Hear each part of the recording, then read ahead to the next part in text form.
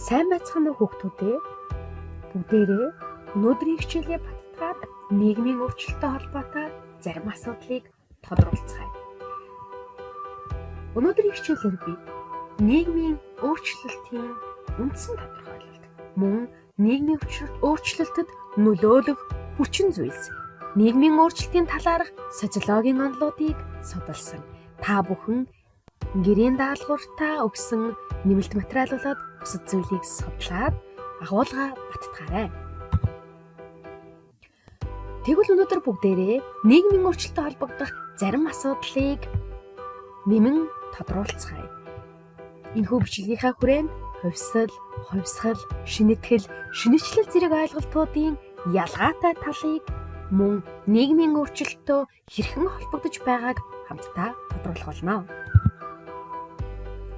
Хувьсгал буюу evolution хэмээх ойлголтыг хамтдаа тодорхойлцгаая. Хувьсгал нь нийгмийн объектуудын байнгын удаан нэг хэвийн тооны өөрчлөлтийг хэлнэ. Өөрөөр хэлбэл нийгэм удаан хугацааны туршид аажмаар дасан зохицох замаар өөрчлөгдөхийг хэлнэ. Нийгэм энгийнээс нарийн луу шилжих үйл явцыг хэлж байна. Өөрөөр хэлбэл амьтад хүрээлэн буй орчиндөө дасан зохицох байдлаар өөрчлөгдөж ирсэн шиг нийгэм бас орчиндөө дасан зохицох замаар удаан хугацааны туршид өөрчлөгдөж байдгаа гэсэн үг юм. Нийгэм нарийсах тусам амьдралын бүхий л талуудад ялгарл буюу дифференциац нэмэгдэж бие биенээсээ харьцангуй байдлаар тусгаарлагддаг. Энэ нь нийгэм хувьслын замаар өөрчлөгдөж байгааг илэрхийлж байгаа юм аа. Жишээ нь ангааг нуурын нийгмээс цэцэрлэг аж ахуйн нийгэм, цэцэрлэг аж ахуйн нийгмээс газар тариалангийн нийгэм рүү шилжих энэ хугацааг хэдэн мянган жилийн туршид хувьслын замаар орчиндөө дасах замаар өөрчлөгдсөн гэж үзэж болно. Мөн хувьсгалын талаар бүгдээрээ тодорхойлцгоё. Нийгмийн хувьсгал гэдэг нь нийгмийн амьдралын бүхий л тогтолцоонд гарч буй үндсэн чанарын өөрчлөлтийг хэлнэ. Тэгэхээр revolve буюу эргэлдэх гэсэн утгатай үгнээс гаралтай үг байна. Нийгмийн хувьсгалын талаар Гиднес дараах байдлаар тодорхойлжээ. Олон нийтийн хөдөлгөөнд тулгуурласан байдаг байх нь өргөн хүрээтэй шинэчлэл буюу засаглалын бүтц дэглэмийг үндсээр нь өөрчлөлтөг онцлогтой. Хувьсгал маань мөн хүч хэрэглэх эсвэл хэрэглэхээс өөр аргагүй байдалд оруулах байдлаар сүрдүүлсэн байдаг. За мөн хувьсгал нь хамтын зам юм л нийгмийн хөдөлгөөнд тулгуурлан хийгддэг. Өөрөөр хэлбэл хувьсгал хийгдэхийн тулд хүмүүс хамтын зам үйл байдлаар зохион байгуулагдаж нийгмийн хөдөлгөөн бий болдог байна.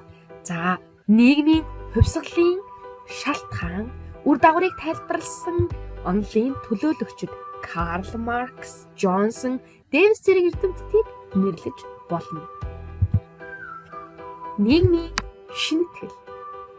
Нийгмийн амьдралын аль нэг талыг хувиргах, өөрчлөх, зохион байгуулалт чиглэгдсэн иж бүрэн үйл ажиллагааг хэлнэ.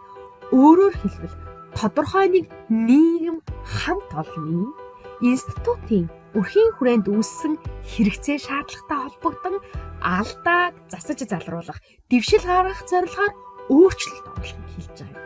Нийгмийн аль нэг хүрээг сайжруулах зорилгоор санаа зорилготойгоор өөрчлөлт хийх үйл явцыг хэлнэ. Жишээ нь Монгол улсын боловсролын систем 12 жилд шилжсэн нь нийгэмд боловсролын шинэтгэл хийгдэж байгааг илэрхийлж байгаа юм аа. Шинэчлэл буюу нийгмийн орчин үеийн шатанд холбогдох өөрчлөлтийн нэг хэлбэрийг одоо бүгдээрээ тодруулцгаая. Нийгмийн дэвшлийн бүх үе шатанд биш, зөвхөн орчин үеийн шатанд. Өөрөөр хэлбэл нийгэм орчин үеижих үзэгдлийг modernization буюу шинэчлэл хэмээн тодорхойлж байна. Нэг талаас нийгмийн дэвшин өөрчлөгдөж байгаатай холбогддог бол нөгөө талаас дорой тогтооч мөн холбогдно. Шинэчлэлийн үйл явц, шинэчлэлийн ялгаа бүхий нийгмүүдийг судлахад маш олон социологийн онолууд анхаарлаа хандуулдаг байна. Шинэчлэлийн үйл явц, өөрчлөлт, үр дагаврын талаар судалсан эрдэмтдээс дурдвал Макс Вебер, Нолан, Ленски, Хантингтон, Лорном зэрэг эрдэмтдийг нэрлэж болно. Ингээд бичлэгийн туршид нийгмийн өөрчлөлтийн зарим асуудлуудыг тодруулан анхаарлаа хандуулсан сурагчдаа баярлалаа.